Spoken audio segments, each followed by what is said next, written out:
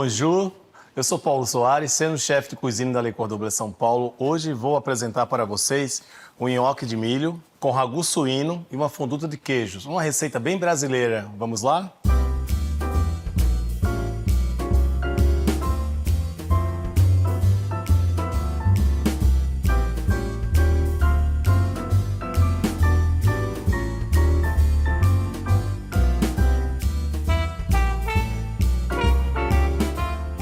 O nhoque de milho aqui no Brasil, ele ainda não é tão comum. Nós aqui da Le Cordon Bleu queremos incentivar os brasileiros a mostrar que é capaz de nós explorarmos mais nossos insumos, né? O nhoque, a origem dele é Itália, né? No norte da Itália, tem mais de 500 anos de história. Ele é feito com batata, né? A receita original, inicialmente na Itália é feito com batata. Mas também é possível fazer nhoque com outros tubérculos, como o inhame, por exemplo, como no caso um cereal como o milho, sabe? Existem outras possibilidades, uma leguminosa como a abóbora.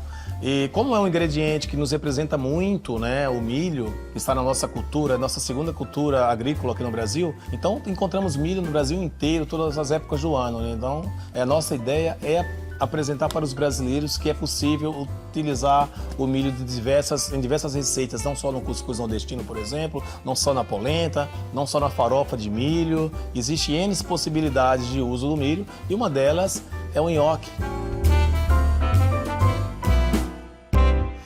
Para essa receita, nós vamos utilizar, lógico, o nosso milho, né? A semolina, que vai ajudar a trazer estrutura para o nosso nhoque. Para o ragu, cebola, alho, tomate, páprica, cominho, extrato de tomate e o bouquet garni. O que é um bouquet garni? É um buquê de ervas aromáticas. Daqui a pouco eu falo mais sobre ele para vocês, tá? Para a fonduta de queijos, temos o creme de leite, o queijo da Serra da Canastra curado e o creme cheese, tá? E como proteína suína, eu vou utilizar hoje a costela suína. Mas poderia ser um outro tipo de corte do porco, tá? Como uma paleta, um pernil, até mesmo uma copa lombo, tá bom? Vamos lá? Então, para essa receita, eu vou começar cozinhando o milho. O milho é um milho fresco, tá? Um milho verde. Sempre que possível, procure trabalhar com bons insumos, né? Então, vamos obter o melhor resultado. Não tendo milho verde, dependendo da região, da época do ano, eu sei da dificuldade, vocês podem substituir pelo o milho em conserva, o milho em lata. O resultado não é o mesmo, mas dá para obter um resultado semelhante, digamos assim. Ó, em uma panela, eu vou colocar as espigas de milho. Isso vai levar uns 15 minutos, mais ou menos, para as mesmas estarem cozidas, tá?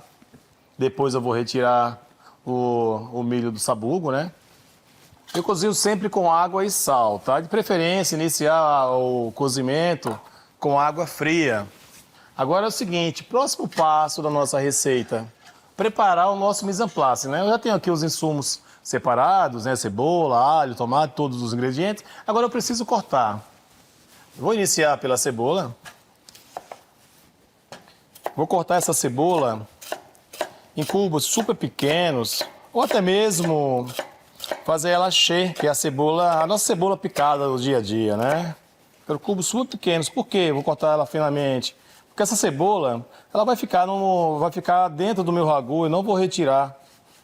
Por isso que eu quero só o sabor da mesma, eu não quero, nesse caso aqui, a textura da cebola, tá? Por isso que eu vou cortar ela super fininha, super delicada.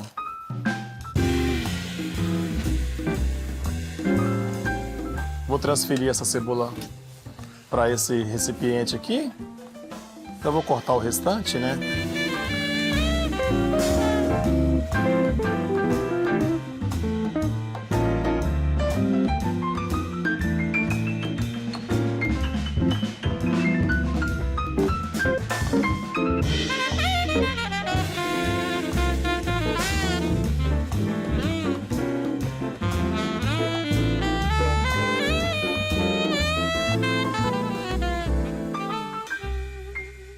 Agora vamos cortar o alho. O alho sempre é importante retirar o germe, né, que é a parte menos nobre. E dependendo do alho, se é um alho mais velho, esse germe, o germe é o miolinho, né? Ele fica um pouco verde, isso traz um sabor indesejado para nossa comida, né? Um sabor amargo, tá? Por isso que o ideal é sempre retirar, tá? Principalmente nos alhos mais velhos. Então, cortar o meio, né? Vou retirar esse miolinho, né? Depois vou laminar e também cortar ele haché, que o haché é picado, né? Estou utilizando... Apesar de ser um programa de gastronomia brasileira, mas eu procuro sempre ensinar, até mesmo para vocês, né? E aqui nas aulas da Le Cordon Bleu, de gastronomia brasileira, eu uso todos os termos em francês, tá? Porque os franceses foram responsáveis por catalogar nossa gastronomia, né? E meio que virou uma linguagem internacional, uma linguagem gastronômica internacional em relação aos termos, né?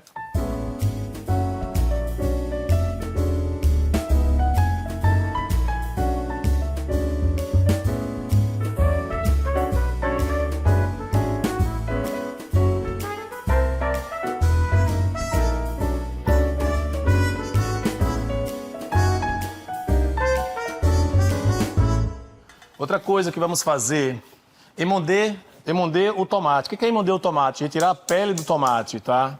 Na água quente. Eu vou aquecer essa água.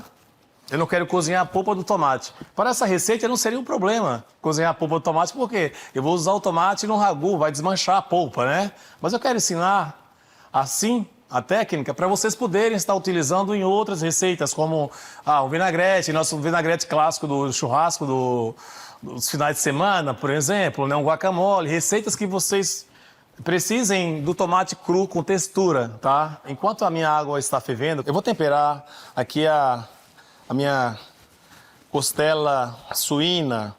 Como eu falei para vocês, vocês podem substituir a costela suína por um outro corte, uma copa lombo, um pernil, fica incrível, tá?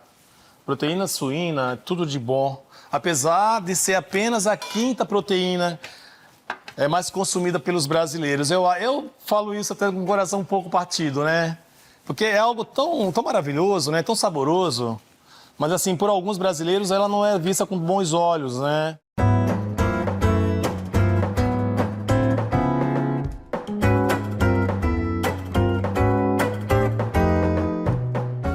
Proteína suína aqui no Brasil, eu acho que ela ainda não obteve o reconhecimento que ela merece no mundo, pensando na escala mundial.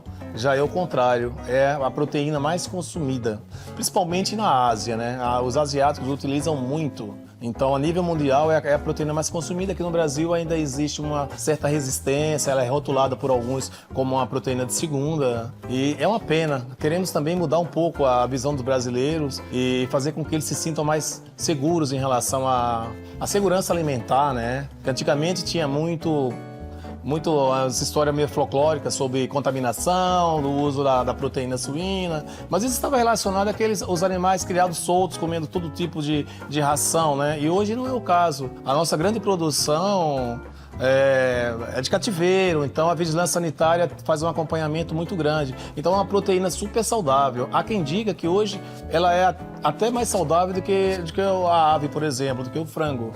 O brasileiro precisamos quebrar um pouco esse estigma, né, sobre a proteína suína aqui no Brasil.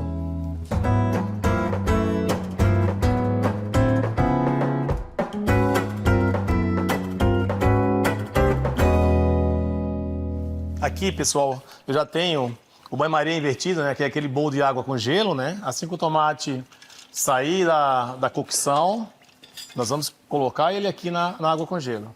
Ó, começou a ferver, é uma fervura bem branda, mas já é suficiente. O meu tomate está bastante maduro, então isso vai me ajudar a soltar a pele com mais rapidez. Se é um tomate um pouco verde, mais firme, vai demorar alguns segundos a mais, aí, uns torno de 15, 20 segundos a mais. Isso é normal, tá? Dá uma olhada aqui enquanto isso no cozimento do milho.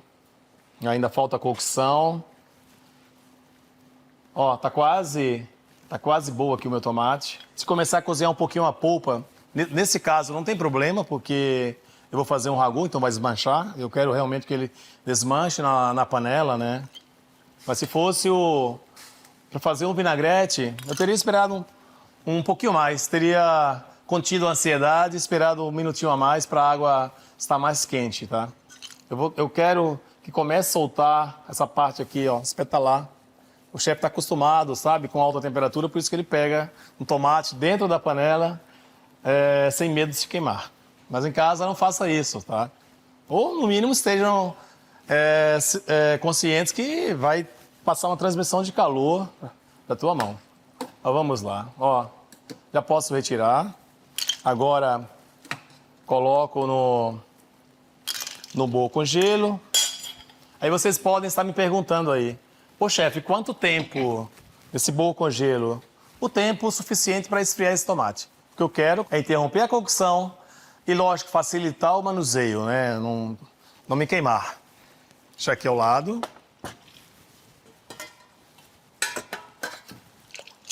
Eu já posso manipular o tomate. Ó, olha a facilidade.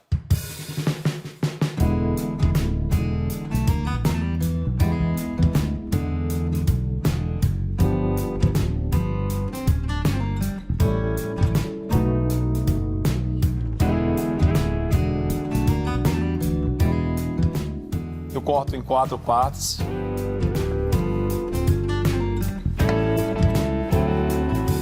Vou retirar a semente, colocar esse bolzinho aqui para facilitar a minha vida.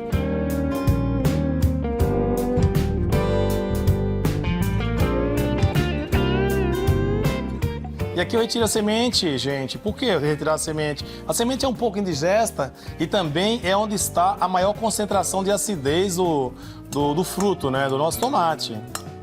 Então, por esse motivo, a pele é questão de textura, de consistência, né? Que ela é um pouco mais fibrosa, na boca não é tão agradável.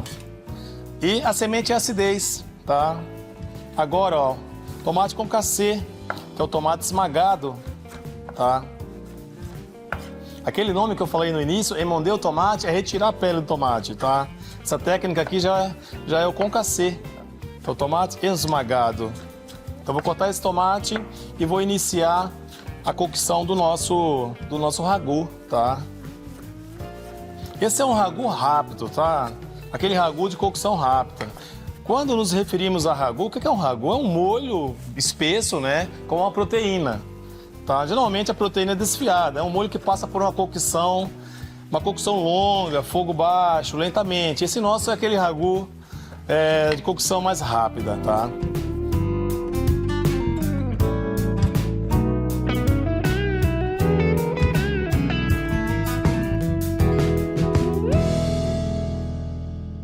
Então, pessoal, agora é o seguinte, nós vamos começar a cocção do ragu. Vou colocar um pouco de gordura aqui, estou usando um azeite de baixa acidez, poderia ser um óleo de soja. Vou esperar aquecer essa panela e vou marcar em cocção. O que é marcar em cocção? É dar uma selada na proteína.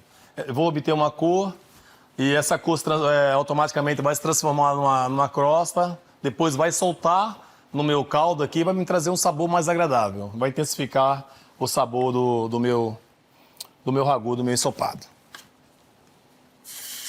Ó, fez esse barulhinho, já posso colocar minhas proteínas, começo a selar, tá? Vou selar mais ou menos uns 2, 3 minutos de cada lado, aí depois eu começo a construir os sabores, né?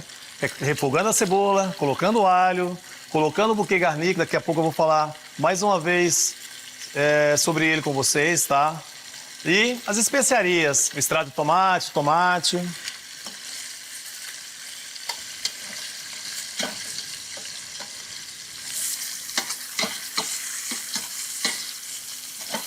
Tá começando a caramelizar aqui o fundo da panela, né? Formar aquela crosta. A caramelização que me refiro é formar aquela crosta, tá?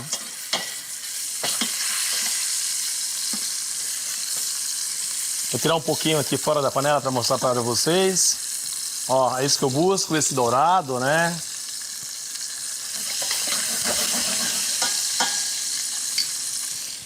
Aqui, nesse momento, devido ao meu espaço físico aqui da panela, eu posso retirar, porque eu vou suar a cebola e o alho nessa panela, né? Então eu quero refogar bem, né? Por isso que eu estou retirando, mas depois eu vou voltar com elas, tá? Vamos suar o alho aqui na própria panela. Então, ó, o residual do porco, a cebola começa a soltar a sua própria água. Então, ela provoca a técnica de deglaçagem, né? Eu consigo deglaçar apenas com a cebola. Deglaçar é quando você coloca uma água ou uma bebida, né? Um caldo, um líquido de uma maneira em geral, em uma panela com o intuito de soltar os residuais, essa crosta que se forma, né? A cebola aqui praticamente ela fez isso, ó. Tem um pouquinho de crosta, mas uma crosta super discreta. A umidade da cebola já fez a deglaçagem aqui. Agora, coloco o alho. Sempre primeiro a cebola e segundo o alho, tá?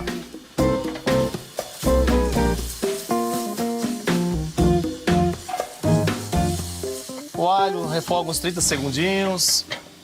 Agora, coloco o extrato de tomate.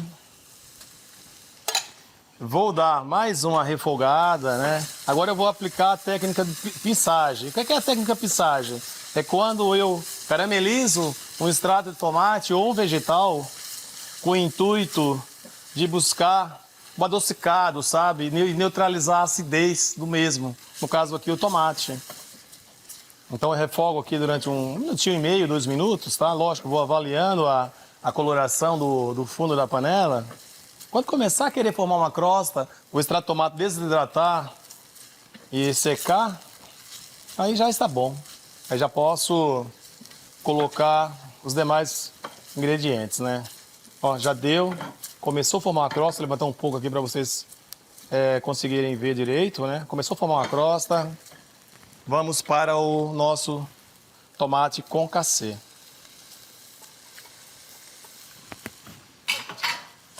Vocês perceberam que eu tô com o buquê garni na mão, né? Preciso falar com vocês sobre ele. O que é um buquê garni? Buquê de ervas aromáticas. Então aqui dentro, gente, ele é feito com folhas de alho poró, tá? E aqui dentro eu tenho galhos de tomilho, talos de salsinha, folhas de louro e folhas de salsão. Isso vai trazer sabor, vai aromatizar aqui o meu ragu, tá? E ele é amarrado com barbante. O porquê amarrado com barbante, chefe? Não seria o caso, eu não me incomodaria se o tomilho soltasse um pouquinho do seu buquê aqui dentro. Esteticamente, para mim, não me incomodaria, tá? Nem na minha boca.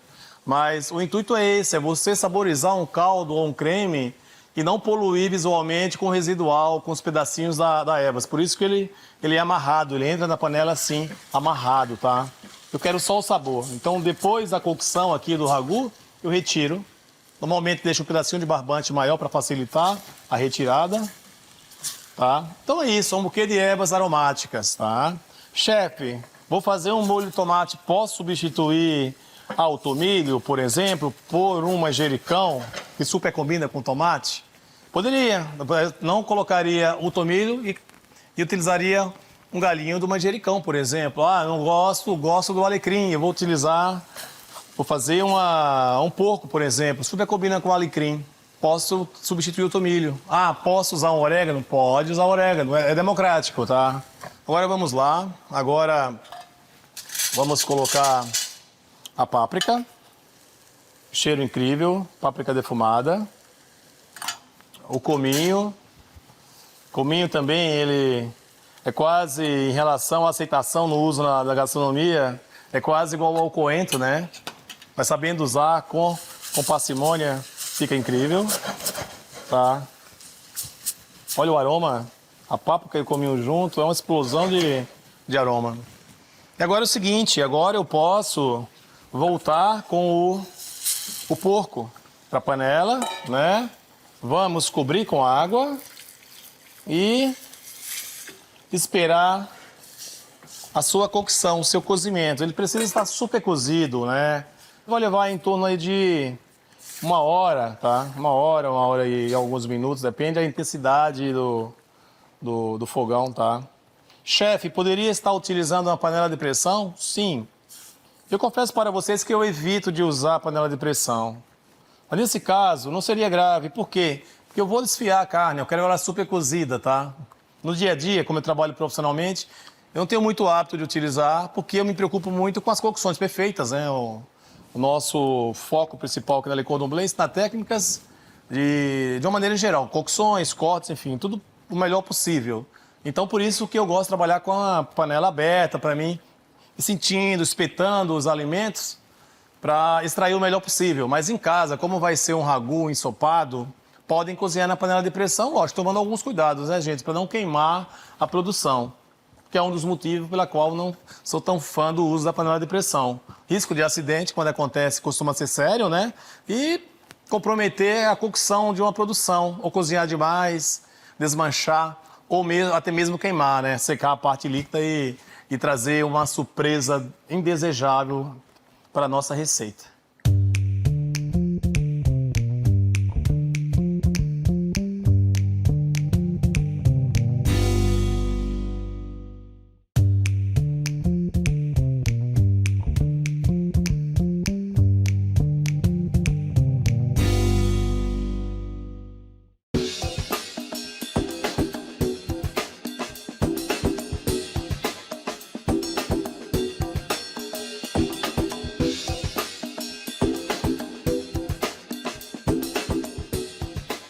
Olha, é um prato que utilizamos uma carne vermelha, mas é uma carne vermelha suave, como o porco, né? Então, quando se pensa em carne vermelha, todo mundo já associa logo a um vinho tinto, né? Não vou citar uvas aqui, porque são gostos diversos, cada pessoa gosta de um tipo de uva, uma uva mais encorpada, outras menos encorpadas, né? Mas assim, eu gosto muito desse prato com um vinho branco, um espumante, tá? E caso vocês sejam daquelas pessoas que prefiram o tinto, procurem um vinho que não seja muito encorpado, sabe? O Malbec, para mim, não seria uma boa uva para esse prato. Tem que ser uma uva mais delicada.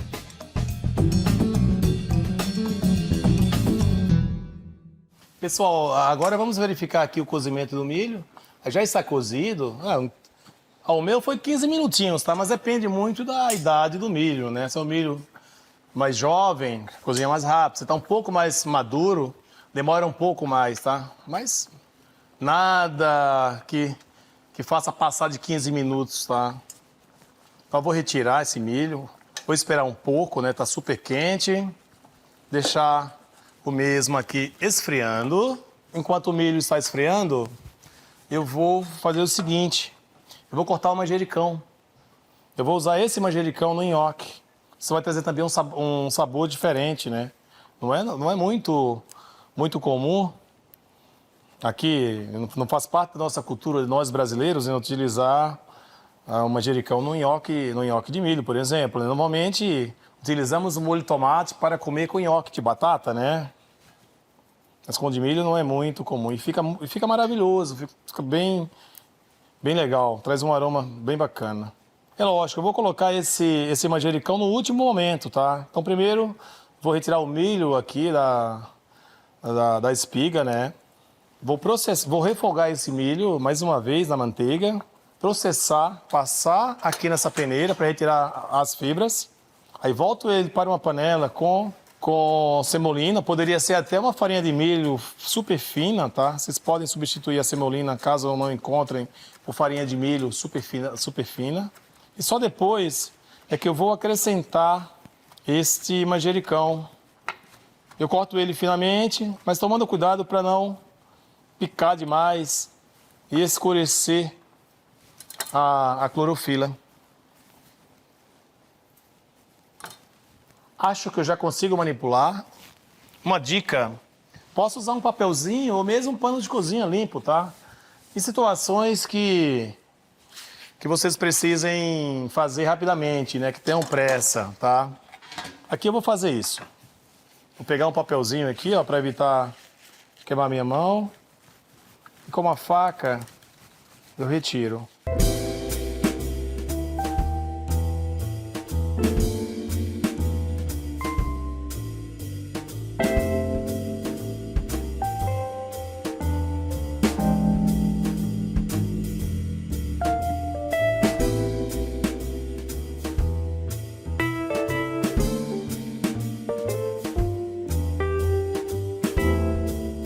Agora é o seguinte, eu vou começar a refogar o milho, né? Eu quero realmente buscar sabor, né? Nesse nhoque. Ó, um pouco de manteiga na panela. Derreteu a manteiga. Já posso voltar com o milho.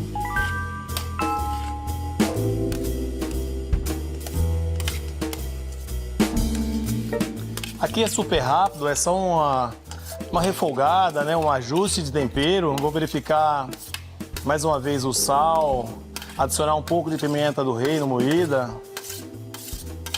Eu vou refogar em torno de 2, 3 minutos. Só quero acrescentar o sabor e a gordurinha da manteiga, né? Para deixar o nosso nhoque mais leve.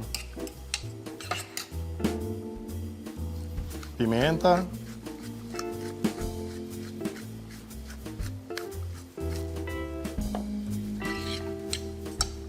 Dou uma refogada, um pouco de sal.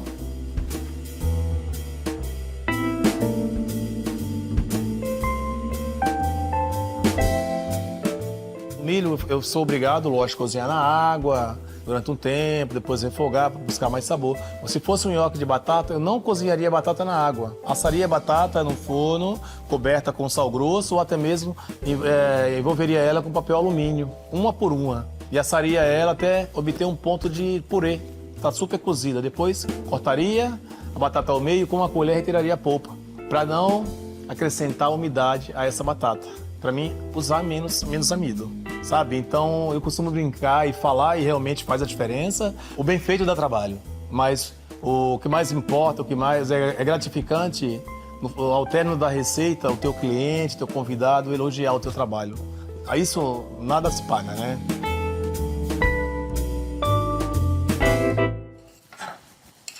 Deixar um pouquinho aqui esfriando, daqui a pouco eu vou processar. Enquanto isso, vamos para a fonduta. Eu tenho aqui o creme de leite. Creme de leite, o ideal é o creme de leite fresco, tá? Agora, o queijo meia cura da canastra. Temos que valorizar nossos insumos, né?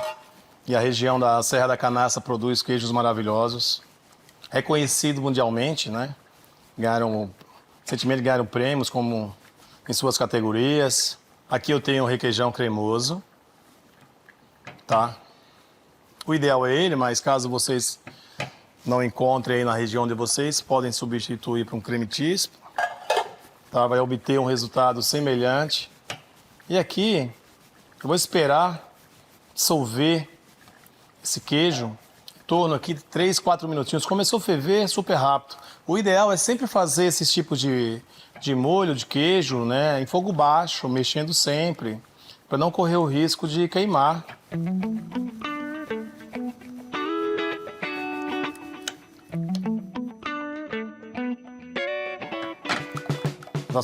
Já foi super incorporado.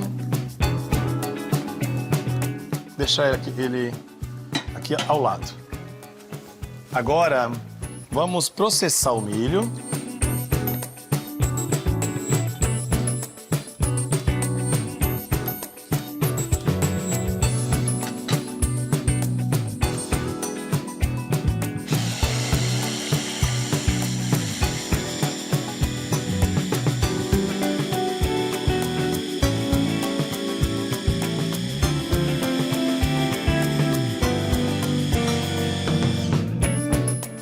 Processei bem. Agora vou colocar aqui.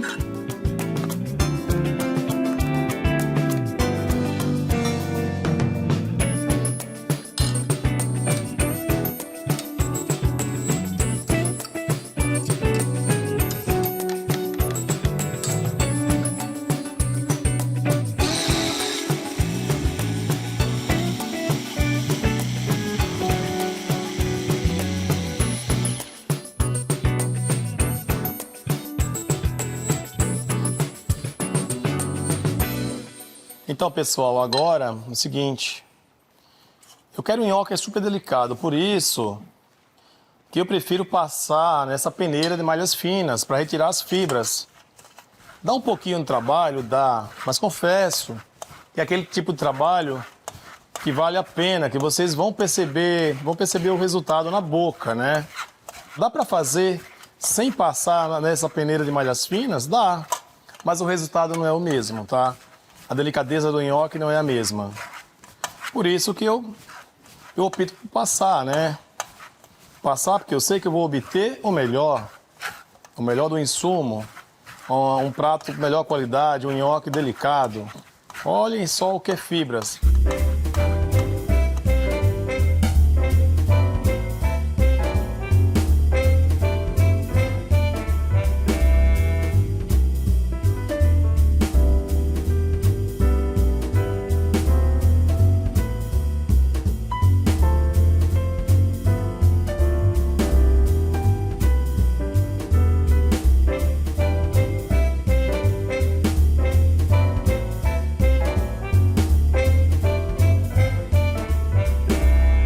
Agora vamos finalizar o nosso nhoque. Um pouco de manteiga, só para não queimar a base do milho aqui, né? A polpa do milho, enquanto estiver finalizando a cocção e espessando com a sêmola. Temperar um pouco de sal. Agora, dou uma apertada para incorporar todos os insumos, né? O legal desse nhoque, gente, é que eu não vou mais precisar cozinhar ele numa panela como o nhoque convencional, o nhoque de batata, por exemplo, né? Eu já cozinhei o milho 2 vezes praticamente. Cozinhei o milho com a espiga, depois retirei da espiga os grãos do milho, voltei a refogar o milho, tá? Processei, passei no processador, no tamir. Então já está cozido, né? E a sêmola, ela já é torradinha, então não há necessidade de uma cocção muito grande, tá? Ó, a sêmola eu vou colocar só o suficiente para eu conseguir modelar esses nhoques. Vou colocando aos poucos. Apesar de estar aí na receita a proporção de sêmola, mas nunca coloque toda essa sêmola no primeiro momento, porque tudo depende da umidade, né? Se vocês conseguirem fazer como eu fiz aqui, respeitando a técnica, colocando pouca umidade na cocção do milho, na hora de processar e tudo mais, não vai precisar colocar muita coisa, tá? Eu quero o sabor mais natural possível do milho, né? E um nhoque leve, delicado. Ó, já está começando a formar uma crosta no fundo da panela. Então isso quer dizer que está quase bom. Já. Agora, último momento, eu coloco o manjericão, né? Manjericão cortado finamente.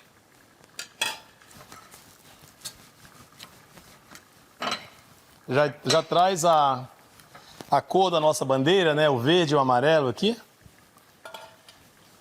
Faz uma cor bem bonita, a clorofila do manjericão. Aqui de panela de cocção já ok. Ó, tá super macio. Já consigo enrolar. Já vou retirar. Vou transferir para esse bowl que estava aqui. Deixa aqui na frente. Agora vou verificar a cocção do nosso ragu. Como eu falei para vocês, ragu é um molho com a proteína bem cozida, normalmente desfiada, um molho espesso, né? Já está cozido, ó. Começou a soltar do osso a proteína. Então eu vou desligar. Vou retirar aqui do meu molho, né, para esfriar e eu conseguir desfiar. Bom, esse molho vai ficar aqui na panela, né? Aqui está depositado o sabor. O buquê garni, já posso retirar. Ele já cumpriu a sua função em nossa receita. Deixar a panela aqui. Daqui a pouco eu volto para finalizar essa parte da receita. Agora eu vou enrolar o nhoque. Polvilho um pouco da sêmola. É só para não grudar, tá, pessoal? Então, polvilhei aqui a bancada com a sêmola, né? Poderia ser farinha de trigo, caso vocês não tivessem a sêmola. Mas como eu tenho na receita, então uso a mesma, tá? Faço inicialmente umas bolinhas. E com a mão eu vou buscando o formato. Procuro buscar uma regularidade, obter uma regularidade aqui nos rolinhos aqui do nhoque. Isso aqui ao lado.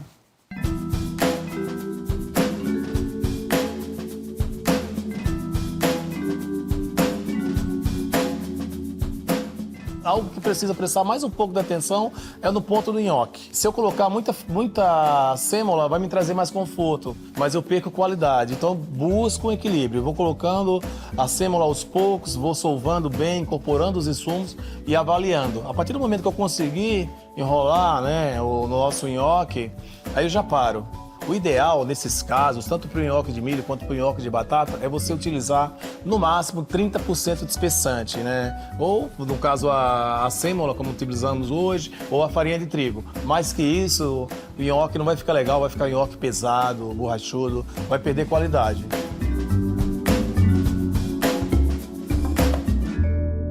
Agora, o seguinte, vou cortar esse nhoque com a faca, tá? Procuro cortar todos com o mesmo tamanho.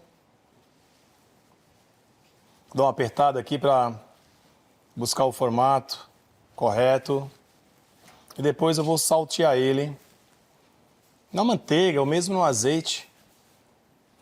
Quero ele tostadinho, isso vai trazer uma crocância externa e uma cor bem legal, bem agradável, né? Um dourado.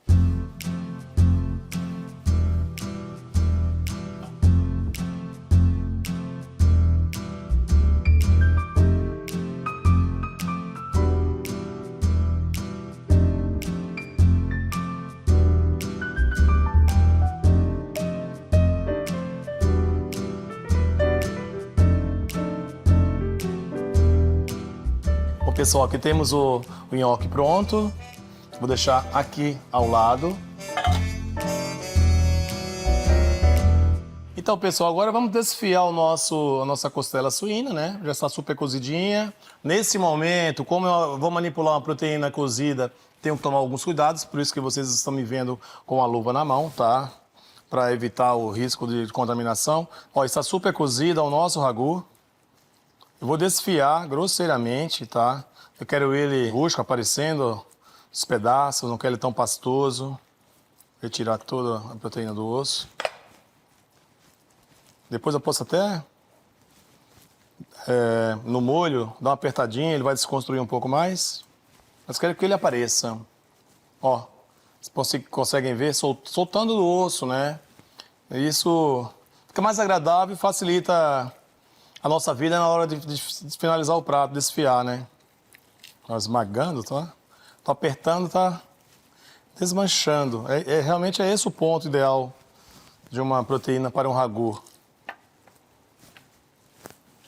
Lógico, nesse momento preciso tomar cuidado também para não ficar pedacinhos de osso, né? Sinto isso na mão, não tem. E mesmo esse molhinho aqui, ele está tão saboroso que eu não vou desperdiçar. Isso que ficou na frigideira, então vou deixar aqui com o meu ragu. Eu vou voltar com essa carne desfiada para o molho. Vou envolver bem.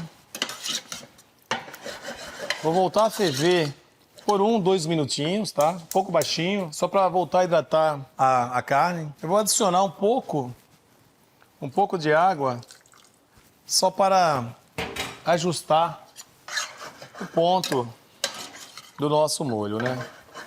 Como eu vou usar 2 molhos, eu preciso ter um ragu ainda mais estruturado, mais espesso, né? Eu vou usar a fondura de queijo, senão vai ficar muito fluido os meus molhos no prato, né? Agora, vou voltar a aquecer aqui a fonduta, fogo baixinho. Agora aquele momento que é a finalização do prato, né? Então preciso fazer 2, 3 processos ao mesmo tempo, né? Vou deixar aqui o ragu que eu já apresentei para vocês, né? Colocar a frigideira Teflon desse lado para vocês terem uma melhor visualização. E coloco um pouco de azeite de oliva uma frigideira, só um pouco. Só vou mesmo untar essa frigideira. Poderia ser uma manteiga clarificada, por exemplo. Vou esperar aquecer um pouquinho a minha frigideira. Eu quero apenas selar esse nhoque de milho. Dar uma mexidinha aqui no molho de queijo. Esse é aquele momento que o cozinheiro fica fazendo cuidando de 2, 3 panelas ao mesmo tempo. Ó, vou colocar um pouquinho, esperar um pouquinho mais.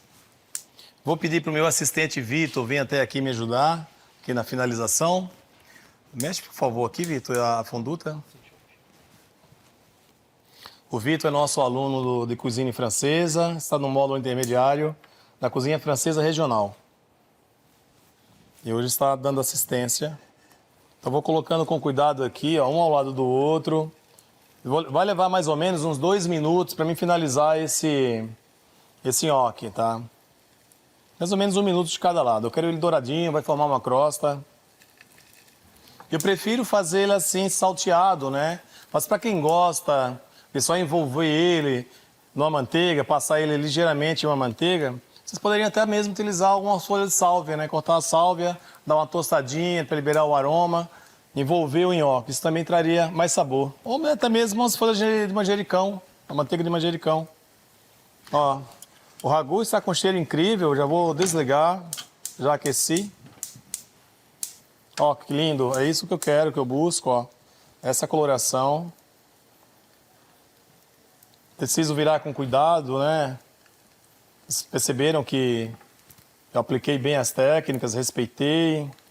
Então eu não posso estragar o meu trabalho no último momento, né? Viro um por um. Ele não tem uma estrutura muito firme, então eu não posso saltear na frigideira, senão eles vão quebrar, é um problema, né? Aí todo o meu esforço vai ficar comprometido, né? A cocção aqui, o dourado, a crosta do nhoque, vou mostrar para vocês, ó, como ficaram lindos, né? Lembra um pouco uma rolha, né? Nesse caso eu faço ele um pouquinho maior, pensando no empratamento, tá? Quero que ele tenha destaque. A fonduta de queijo já está legal. Vou colocar apenas um pouco de pimenta do reino branca. Temperar um pouco mais. Já provei o sal. Salquei, tá com o teu sal bacana.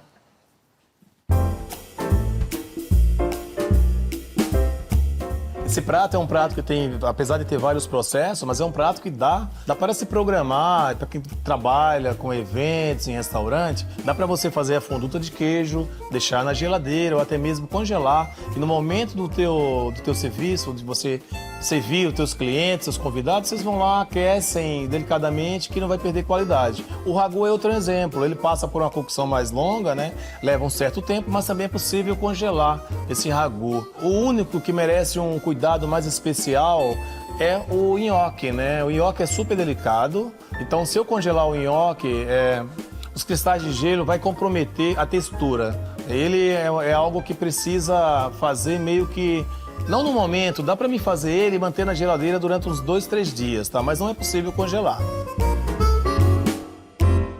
Então chegou o gran finale, né? Que é o nosso empratamento. Ó, ragu, começa com o ragu. Ó, bastante úmido, né? Mas tá espesso. É isso que eu quero. A fonduta de queijo está mais fluida, então eu preciso ter o ragu mais estruturado, mais encorpado.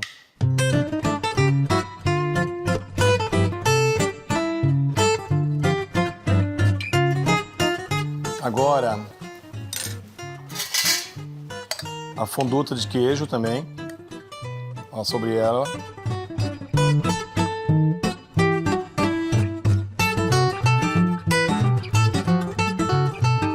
E sobre o ragu e a fonduta de queijo, nós vamos colocar os nossos nhoques maravilhosos.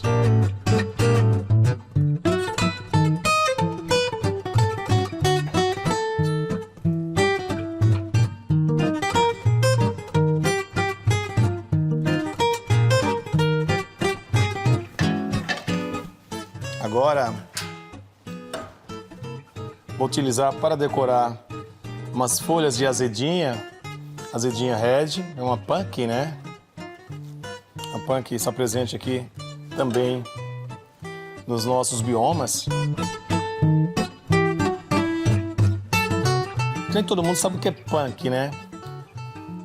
Planta alimentícia não convencionais, sabe? Aquela plantinha que normalmente dá nos quintais, nas fazendas, assim, que é produzida, a natureza é encabida de produzir, né? Vocês não precisam plantar e quase sempre, né, na maioria das vezes, a produção é em pequena escala, né?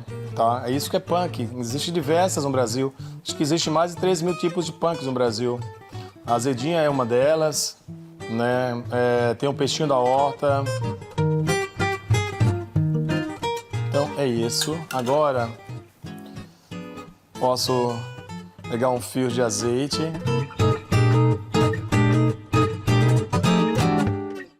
Está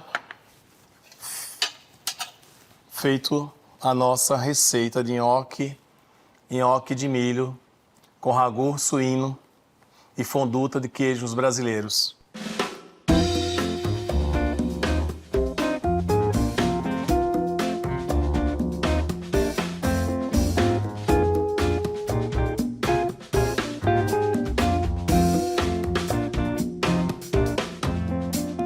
Espero que tenham gostado. Não perca nosso próximo episódio. Bon appétit, merci.